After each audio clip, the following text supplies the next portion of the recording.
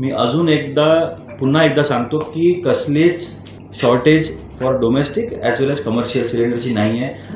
नागपूरकर unnecessary panic करत आहेत, कारण ते काल कंप्लेंट आला होता की होर्डिंग होत आहे, ब्लॅकमेल. त्यासाठी मी जवळपास ग्रामीणमध्ये 4-5 टीम आणि सिटीमध्ये आमचे फूड सप्लायची 4-5 टीम, CP सरांशी बोलतात, त्यांचं पण आम्ही टीम करतो आणि आम्ही कारवाईसुद्धा केलेली आहे.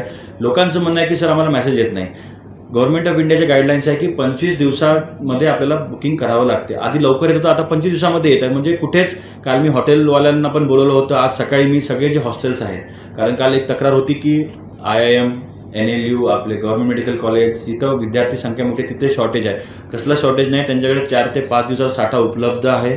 त्यामुळे माझी एक विनंती आहे. आणि आता आपण बघत असाल न्यूजवर, तुम्ही पण बघितलं असेल की माननीय गव्हर्नमेंट ऑफ इंडियाचे मंत्री महोदयांनी पण प्रेस घेतली, CM सरांनी पण सांगितलेलं आहे, पालकमंत्री महोदयांनी पण सांगितलेलं आहे की कसलीच शॉर्टेज नाही आहे. त्यामुळे नागरिकांनी अफवावर भरोसा न करता सगळ्यांकडे, मी काल त्यांना विचारलं की किती हॉटेल बंद झाले, तुम्ही पण सांगा झाले का किती हॉटेल बंद, सगळीकडे कस्टमर चालले, सब रेस्टॉरंट सुरू आहे. पॅनिक करण्याची गरज नाही आहे. आणि येत्या दिवसामध्ये अजून जे वॉरलाईक सिच्युएशन झाली होती त्याच्यामध्ये सुधारणा. आता आपले जहाज येऊ द्यायचं ते काल मीडियात आपण वाचलेलं आहे. त्यामुळे अजून आपली कंडिशन सुधारेल. त्यामुळे एकच विनंती आहे, प्रशासन तुमच्यासोबत आहे.